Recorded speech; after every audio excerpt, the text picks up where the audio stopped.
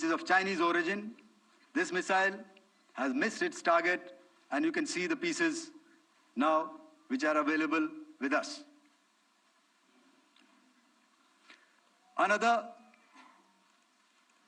weapon system or weapon which was found was the long-range rocket, the pieces of which you can now see on the screen.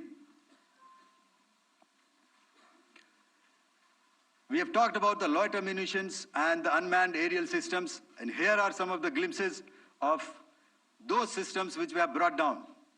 To your right, with the right undercarriage or the wheel, you can see is the Yeeha system, which is of Chinese origin with Pakistan. You can see some quadcopters, and you can see one odd Sonka drone hanging by the wire. All these have been brought down by our trained crew and air defense systems. As far as our offensive actions are concerned, yesterday I had already shared some details about the targets engaged by the Indian Air Force. The composite picture of the Indian Air Force targeting so far is now shown on the screen. As you can see, we have targeted the length and breadth of the adversary. I'm sure most of you would have already seen the effect of these strikes on ground, courtesy the large number of videos and photographs being circulated in the media.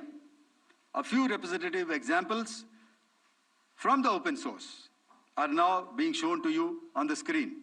In fact, two of them. This is the strike on the Noor Khan Air Base. And you can see the effect.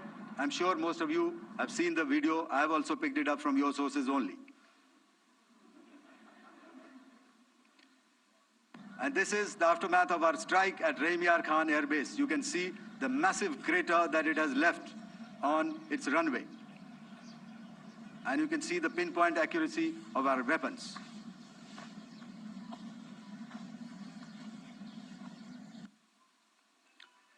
So with that, giving you an overview of how our air defense systems have thwarted the enemy drones, their fighter aircraft, their missiles, and resulted in minimal losses on our side. I would now hand over to the DGMO to cover his portion. धन्यवाद air marshal Bharti.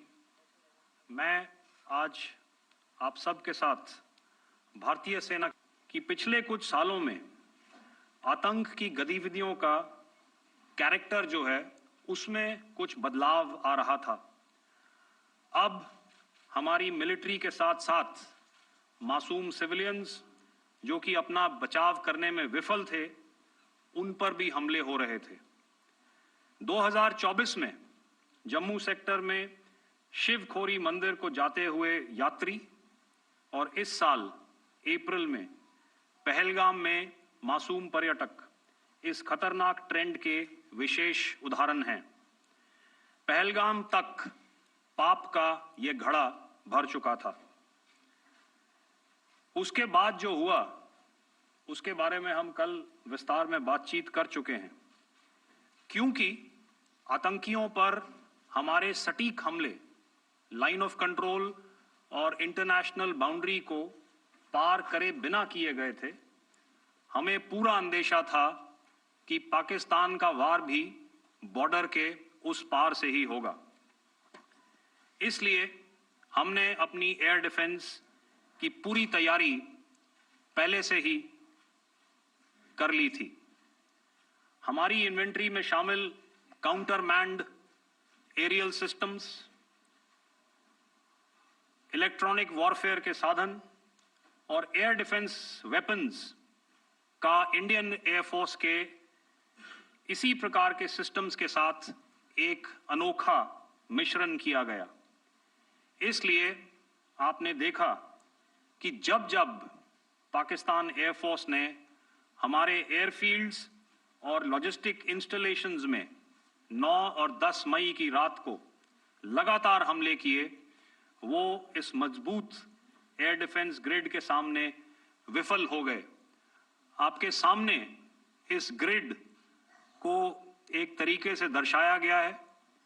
आप देख रहे हैं कि international boundary से कितनी layers, radars, counter, unmanned aerial systems, उसके पीछे शोल्डर फायर्ड वेपन्स, हमारे विंटेज एयर डिफेंस वेपन्स जो कि काफी सालों से हमारी सेना में हैं। एयर मार्शल भारती ने भी उसके बारे में बात करी। और लास्ट में हमारे modern air defence weapon systems. तो कोई मौका नहीं था कि पाकिस्तान एयरफोर्स ये मल्टी टियर डिफेंस को पार करके पीछे हमारी एयरफील्ड्स या लॉजिस्टिक इंस्टॉलेशंस को टारगेट कर पाए। ये जो डायग्राम आप अपने सामने देख रहे हैं, ये मुझे एक इंसिडेंट की याद दिला रहा है। और मैं आपको इस उदाहरण के जरिए से एक ये एस्पेक्ट हाईलाइट करना चाहता हूं। जब मैं स्कूल में था तो तकरीबन मेरे ख्याल से ये 70 का दशक था और उस समय इंग्लैंड और ऑस्ट्रेलिया के बीच में, आज शायद क्रिकेट की बात भी करनी चाहिए क्योंकि मैं देख रहा था कि विराट कोहली ने टेस्ट क्रिकेट से रिटायरमेंट ले ली। कई भारतीयों की तरह वो मेरे भी फेवरेट क्रिकेटर हैं।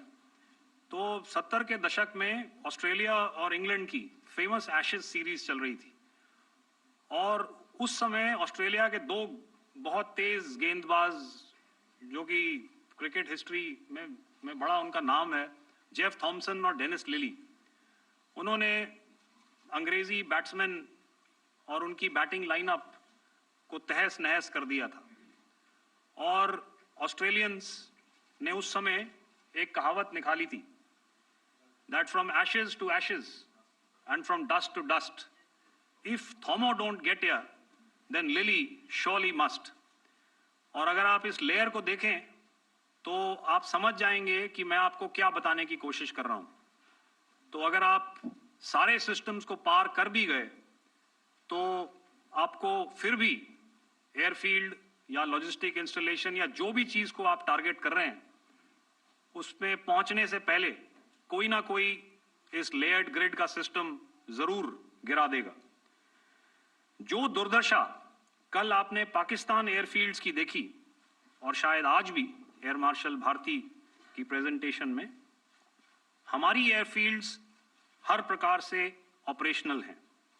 यही नहीं, पाकिस्तान के ड्रोन्स और वेपनाइज्ड यूएवीज से की गई हमलावर कोशिशें भी इस ग्रिड के कारण नाकाम हुई और जो बचे कुचे ड्रोन्स थे उन्हें हमारे शोल्डर फायर्ड हथियारों से मार गिराया गया।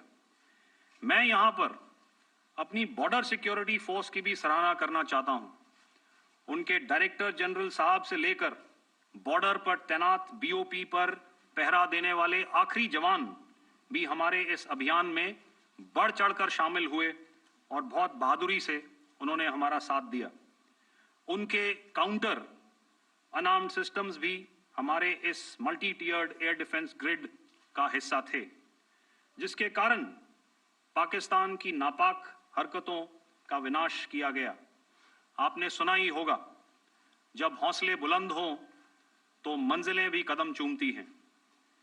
In the end, I would like to highlight again that in every single domain that Operation Sindhur has been prosecuted, there has been absolute synergy between the three services.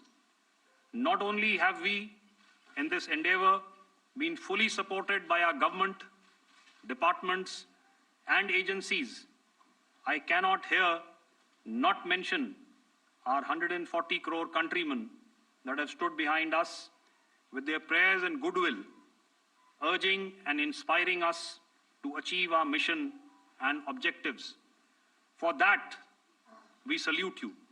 You are indeed the best. Jai Hind.